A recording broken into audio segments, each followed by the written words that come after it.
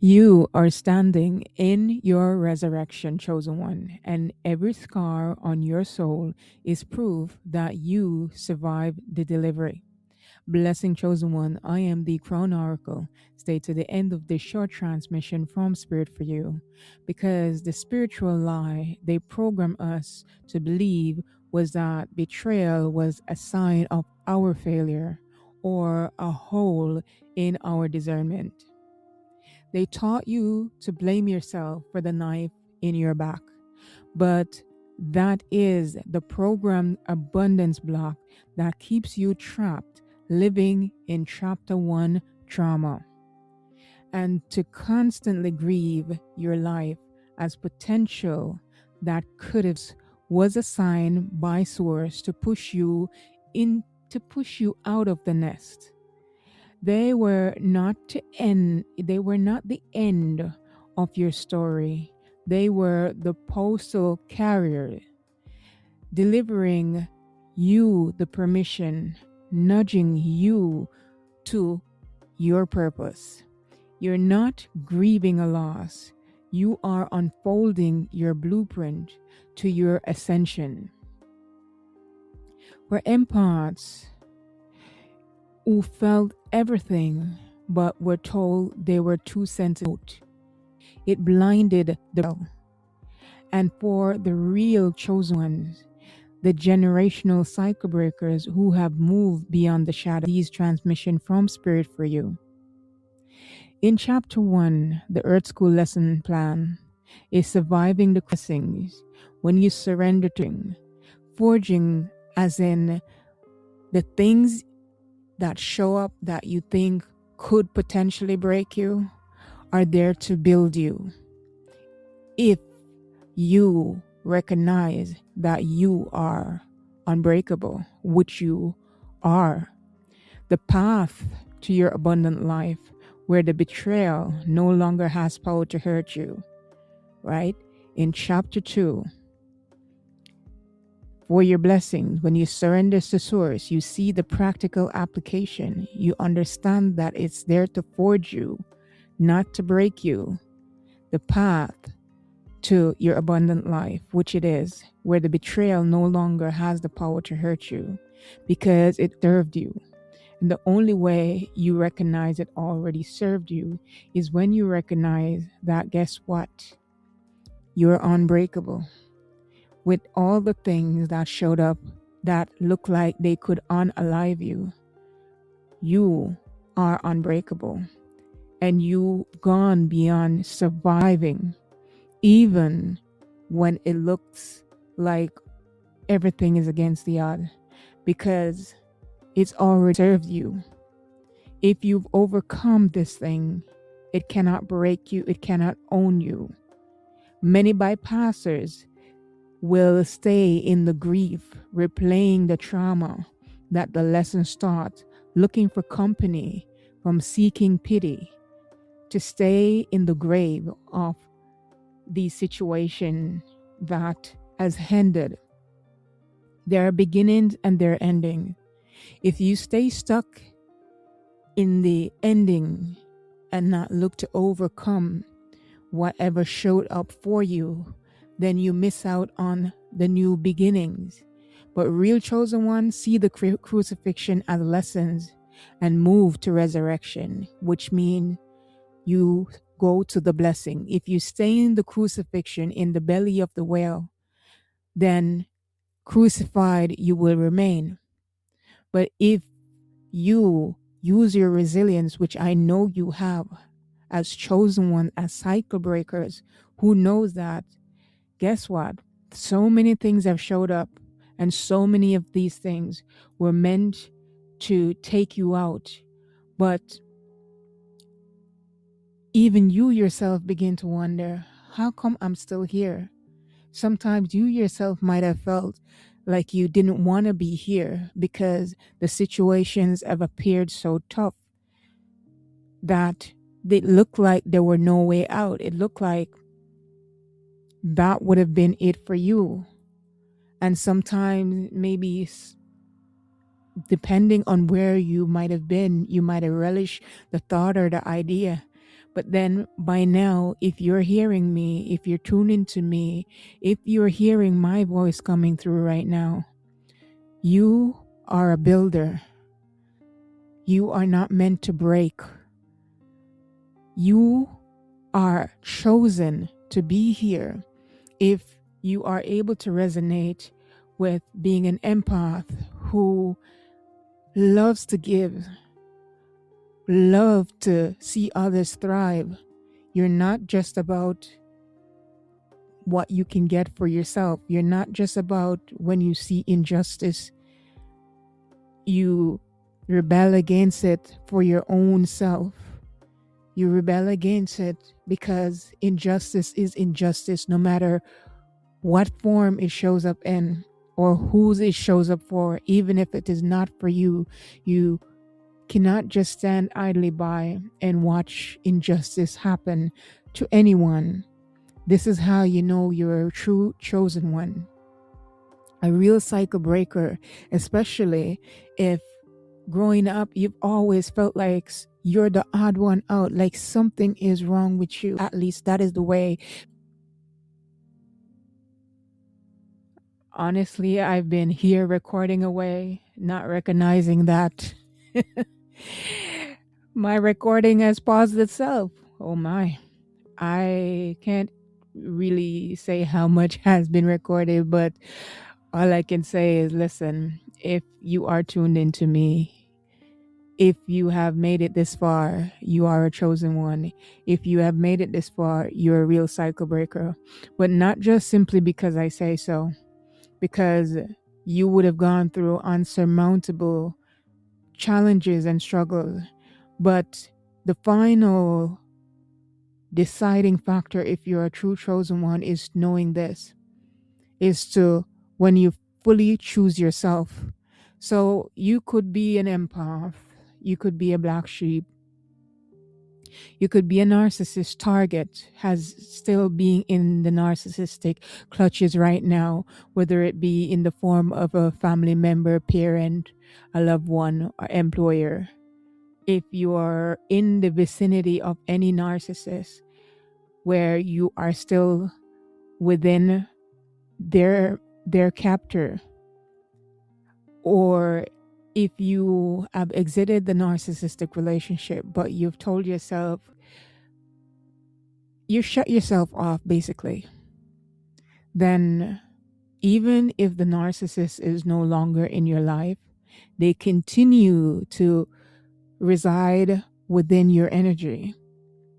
So even though you are not actively in the narcissistic relationship, you're still being controlled by their energy, especially if, even if you've done the healing and you tell yourself, I'll never love again, or I'll never invite this person in my energy again.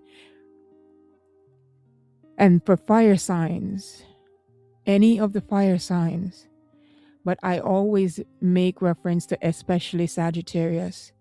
Now, you could consider that I'm saying this specifically because I too am a Sagittarius, but that is not the truth as to why I emphasize Sagittarius. I emphasize it simply because they're the one zodiac sign that is here with that bow, came armored, and sometimes that bow is launched prematurely in terms of like, because they love peace. We love peace. We would rather just move to the end of the world, be on the side of the world by ourselves without having to, get in altercation, without having to fight back, because we love peace. And when I've done my research and look at fire signs in general, they specifically target fire signs because they expect you to burn yourself out with anger. They expect you to deplete yourself. They expect Sagittarius to launch at bow and continue to be on the run. So you are not planted and grounded anywhere specifically. So if you're not planted and grounded, you're always on the run. There's no time for you to sit and be consistent with something, to be congruent in any particular thing long enough for you to ground, for you to be in a frequency where you're able to see what you focus on expand into fruition. And expansion is what it's all about, especially if you're a Sagittarius. Expansion is what it's all about. But in general, everyone is here to live their abundant life. So abundance comes from expansion. So it's not a one zodiac sign situation. It's not a one size fits all situation scenario either. But for fire sign, there are systems in place that know that if they get you to be angry all the time, to be frustrated, to feel unsafe, to live in fight or flight mode, to live in survival mode, then you are destabilized. You're consistently feeling unsafe. You are consistently in a place where you feel you cannot trust. So therefore, you do the work for them to stay in the trauma, stay in the grieving process. And when you are in these states, you focus on who betrayed me, how they betrayed me, as opposed to being in a space of calm and peace where you're able to build. So they introduce chaos. If you're in a state where chaos is dominant, then you cannot be at peace. You cannot be grounded. You cannot be at rest. So you'll find that situations and people and programming, right, continues to come in your direction to keep you in chaos, to keep you stuck, to keep you destabilized, where you're unable to focus, unable to ground, unable to feel at peace for any prolonged period of time. And if you notice that this is the case where you're unable to be at peace because each time you feel like you exited the belly of the whale and you decide to take a moment to breathe, then there's another situation nipping at your heel. Another trouble at work, another person decide to disrupt your peace, another health challenge, another financial challenge. And for most chosen ones, cycle breakers, they struggle with having long-term stable employment, stable connection, in isolation most of the time because they're unsure who to trust. So what you will continue to see if you're a chosen one are so many different signs of people betraying you, of feeling like you're unable to trust anyone. But we're moving from the trauma and living in the grieving process, which is the chapter 1 lesson, what you have been likely taught up until this point, which you have likely experienced up until this point,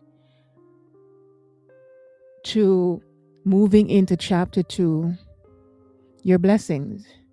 Because if you're good givers, then you should also be good receivers, which many of us struggle to be good receivers because we've been taught that it's better to give than to receive. We've been taught that when you give, do not expect to receive. And that is true. And I know if you're any of these chosen ones that I mentioned, if you're any of these chosen one archetypes that I mentioned, whether it be empath, black sheep, a narcissist survivor, or a fire sign, a real chosen one, a real cycle breaker, then I already know you, and I know that you're not just about what you receive from anyone.